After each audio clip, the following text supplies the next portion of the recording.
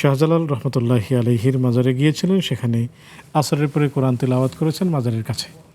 তো কেউ বলেছেন আসলে মাজারের কাছে কোরআন তেলাওয়াত করা এটা ঠিক না, কেউ বলেছেন আসরের পরে ঠিক না, অন্য সময় পড়া যাবে, যদি বলতেন।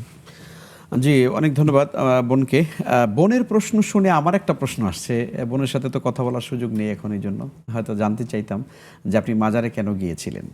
আসলে আমরা মাজারে কেন যাই? লোকেরা সাধারণত মাজারে যায় শুধুমাত্র মাজারে সালাম দেওয়ার জন্য নয়, বা মাজার জিয়ারাত সুন্নাহ তরিকা মোতাবেক মাজার জিয়ারাতের যে পদ্ধতি, সেটার জন্যই মানুষেরা শুধুমাত্র যায় না।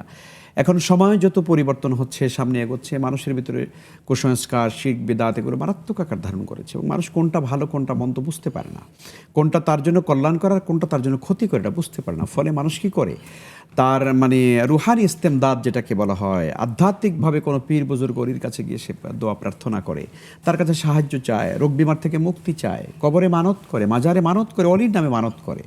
এই জাতীয় কাজগুলো করবার জন্যে আল্লাহ মাফ করুন, আমাদের সমাজে বহু মানুষ আছে এক জেলা থেকে আরেক জেলায়, এক দেশ থেকে আরেক দেশ, তারা কিন্তু ভ্রমণ করে থাকে শুধু এই উদ্দেশ্যে যে ওখানে গেলে কিছু পাওয়া যায়, ওই কবরওয়ালার কাছে কিছু বললে আল্লাহ শুনে, ওনার মাধ্যম ছাড়া আল্লাহ শুনবে না।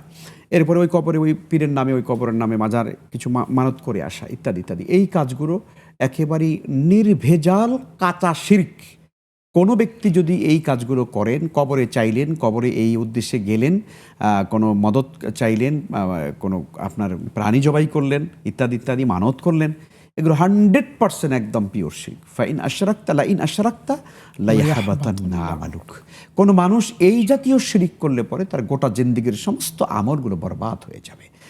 আপনি যে কোনো সাধারণ মানুষের, যে কোনো বুজুর্গ লোকের, যে কোনো ওলি আল্লাহ, যে কোনো মানুষের আপনি কবর জিয়ারাত করতে পারেন, সালাম দিতে পারেন, এতটুকুই, এর চেয়ে বেশি কিছু না। কিন্তু কবরওয়ালার কাছে কিছু পাওয়া যায়। কবরওয়ালা আপনাকে বিদেশ নিয়ে দেবে, কবরওয়ালা আপনাকে রোগ থেকে মুক্তি দেবে, কবরওয়ালা আপনার কথা শুনে আপনাকে, আপনার ছেলে সন্তান হয় না, আপনাকে তার কাছে চাইলে সে ছেলে ব্যবস্থা করে দিবে, এই জাতীয় বিশ্বাস করা শিরিক। এবং মানুষেরা এই উদ্দেশ্যে এক একজন এক এক মাজারে গিয়ে থাকে। রাসূল সাল্লাল্লাহু আলাইহি ওয়াসাল্লাম পরিষ্কার করে বলেছেন, লা তুশাদ্দু রিহালা ইল্লা ইলা সালাস, তিনটি মসজিদ ছাড়া, ইল্লা ইলা সালাসাতি মাসাজিদ, তিনটি মসজিদ ছাড়া পৃথিবীর কোনো জায়গাতে সফরের উদ্দেশ্যে যাওয়া যাবে না। মসজিদ রাসূল সাল্লাল্লাহু আলাইহি ওয়াসাল্লাম পবিত্র মসজিদে কাবাল মুশাররফা, আর মসজিদে নববী এবং বাইতুল মাকদিস, এই তিন জায়গা ছাড়া কোথাও সফরের নিয়তে যাওয়া জায়েজ নেই। আপনি বাবা শাহজালাল রহমতুল্লাহ আলাইহির, তারপরে শাহপরান ইত্যাদি মাজার, এরপরে আপনি সেই ইন্ডিয়াতে যান, খাজা আজমির রহমতুল্লাহ আলাইহির মাজার, বিভিন্ন জায়গাতে লোকেরা যায়। কাবা শরীফ হজ করতে যাওয়ার কোনো তাগাদা নাই, কিন্তু আজমির শরীফ যায় বছরে একবার। তো আসলে কোনো ফায়দা নেই। এই জন্য আমি জানি না আপনি কেন গিয়েছেন।